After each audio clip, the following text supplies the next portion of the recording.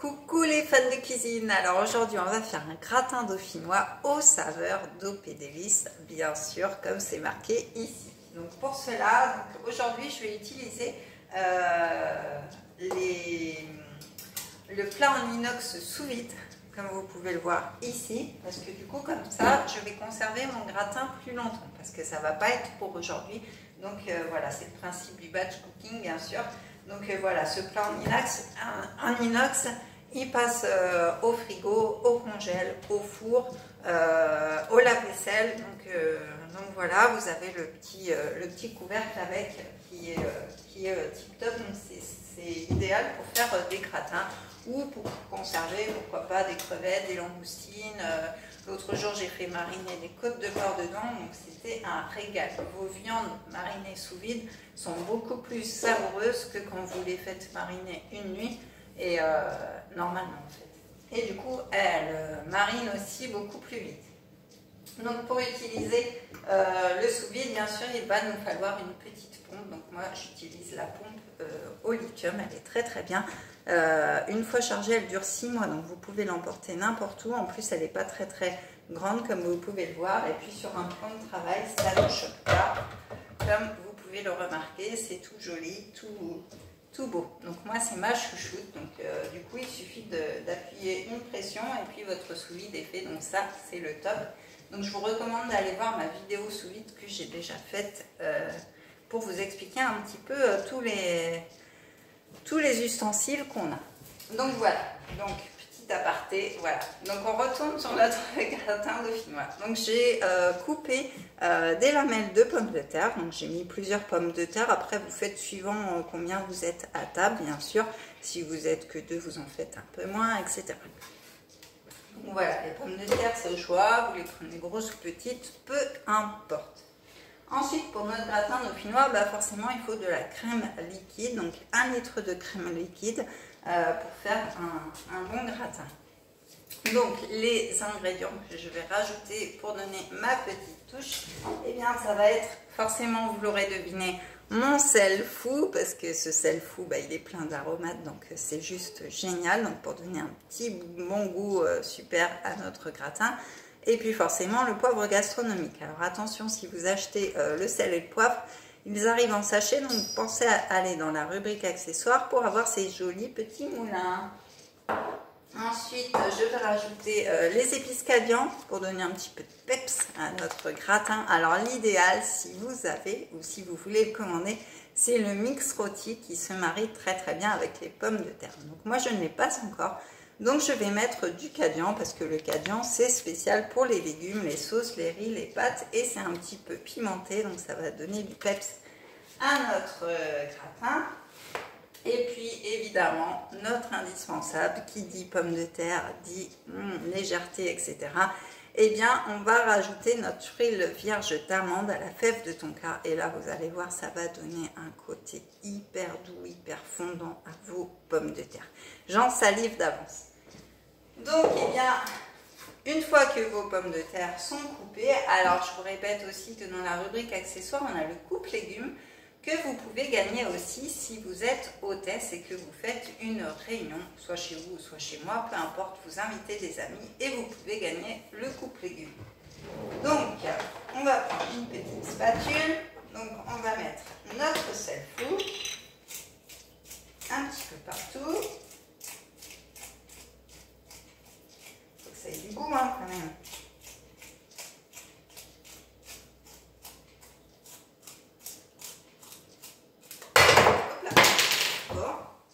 Alors, si jamais vous cassez votre moulin, rachetez-en un. Non, ça va. Ils sont solides, hein, vous voyez, parce qu'il n'a même pas cassé rien du tout. Il n'est même pas fêlé.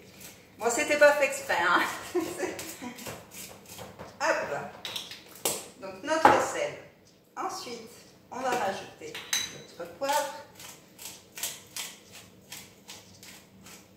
Voilà. On va mettre un petit peu d'épices cadian. Alors, une cuillère à café suffit pour une préparation de 6 personnes, comme je vous l'ai déjà dit. Donc voilà, ne forcez pas non plus les doses, ça ne sert à rien. D'ailleurs, je crois que ça Ça va même se cuire une demi-cuillère à café, je pense que c'est déjà pas mal. Ensuite, on va rajouter notre petite huile d'amande. Tac. Alors, oui, j'ai oublié encore de vous dire de préchauffer votre four à 170 degrés. Donc voilà. Hop. Donc là, on va un petit peu mélanger le tout quand même pour qu'il y ait du goût partout, sinon je vois pas l'intérêt.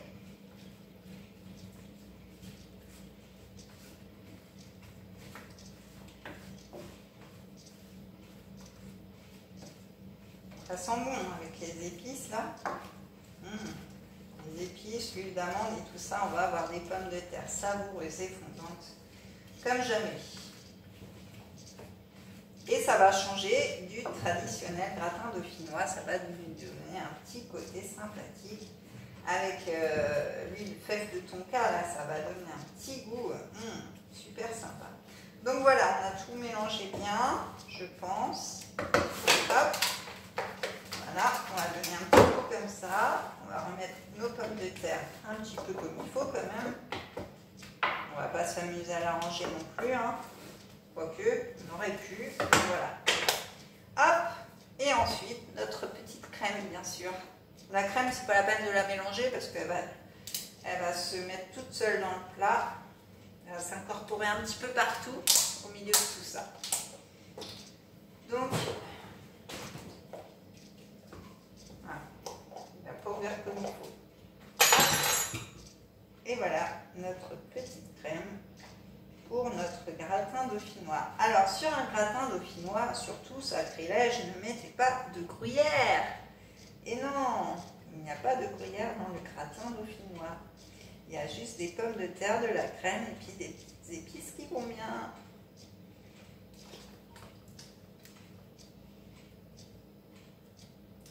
Alors, il faut être assez généreux en crème quand même parce que c'est ce qui fait aussi le but du gratin. Je pense que là, on est pas mal. Hein. On est pas mal du tout.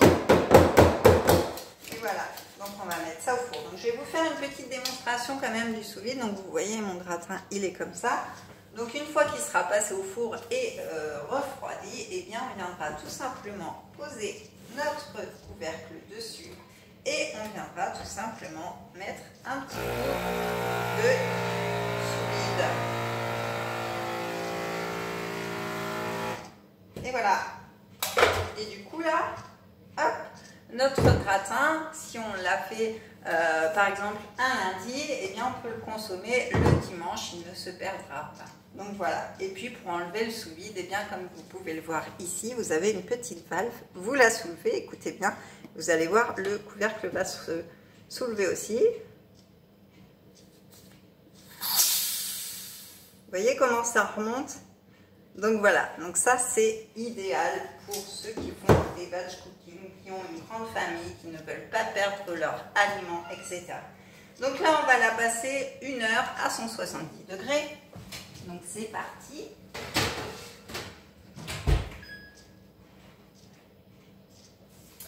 Et donc l'avantage du plat en inox, eh bien c'est qu'on peut préparer dedans, on peut le passer directement au four et ensuite une fois refroidi, on peut le mettre dans le frigo.